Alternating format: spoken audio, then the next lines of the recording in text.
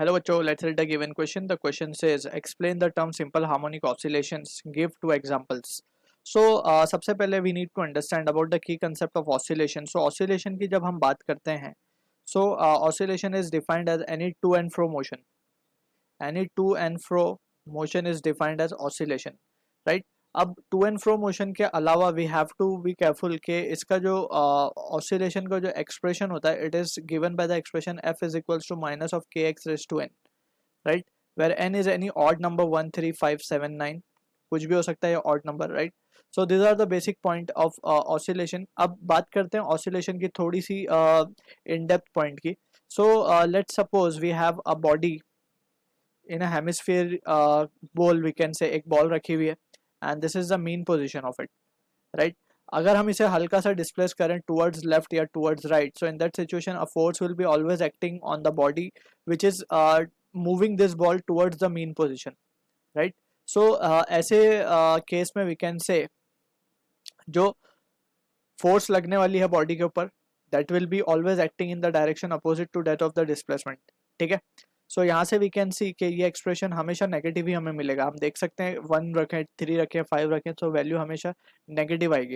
And this is known as, ये position जो है बॉल की at mean position, it is known as a stable equilibrium, ठीक है ना? क्योंकि बॉल हमेशा ये पोजीशन को ही अचीव करना चाहेगी. और we can say this restoring force will always act towards the mean position. So ये बात हो गई about the basic understanding of to and fro motion या फिर ऑसिलेशन. अब हम बात करते हैं SHM की. सो SHM बेसिकली क्या है? SHM is a special type of oscillation only. It is a type of oscillation. It is a type of oscillation in which we can say the body is moving in a straight line. We can say particle is moving in a straight line, not necessarily, but almost जो path हम consider करते हैं for SHM, it is a straight line, ठीक है? अभी जैसा path हमने यहाँ पे शो किया, ये एक एंगुलर पाथ है, बेसिकली ये एक सर्कल में घूमता हुआ दिख रहा है हमें.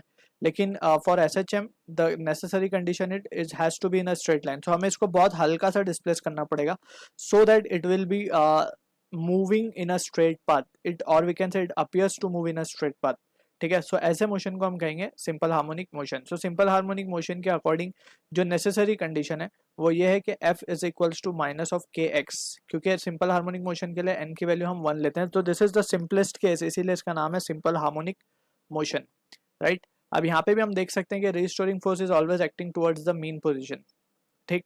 ऑल्सो यहाँ से हम देख सकते हैं कि सारे ऑसिलेशन सिंपल हार्मोनिक मोशन नहीं होते, लेकिन सारे सिंपल हार्मोनिक मोशन ऑसिलेशन ही होते हैं, क्योंकि ऑसिलेशन का ही एक पार्ट है सिंपल हार्मोनिक मोशन, राइट? अब यहाँ पे यही एक नेसेसरी कंडीशन है, या फिर इसके अलावा अगर हम देखा जाए तो एक कंडीशन ये आती है, acceleration is equals to minus omega square into X. हमने f को ma लिख दिया और m को यहाँ पे शिफ्ट कर दिया k के नीचे, सो k बाय m को हम लिखते हैं omega square. So these are the two important condition for a particle to perform what, SHM, ठीक है? अब SHM को परफॉर्म करने के लिए हमें दो एग्जाम्पल यहाँ पे हम ले सकते हैं. एक होता है सिंपल पेंडुलम का example we can take. Simple pendulum में भी कंडीशन ये है कि हमें उसको हल्का सा डिस्प्लेस करना है from the mean position so that it will appear to be in a straight path. हम इसको ऑलमोस्ट इस तरीके से करेंगे ताकि एक स्ट्रेट पाथ पे हमें मूव होता हुआ दिखे because of it simple case. So theta has to be small,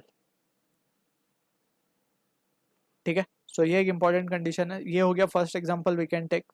there are many example that can be given, और सेकेंड एग्जांपल हम इसका ले सकते हैं the case of spring block system.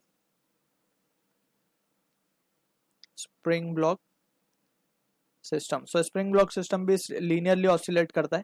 So that is what the also the condition of SHM, ठीक है? सो these are the two examples we can give. So I hope you understood the solution. All the best.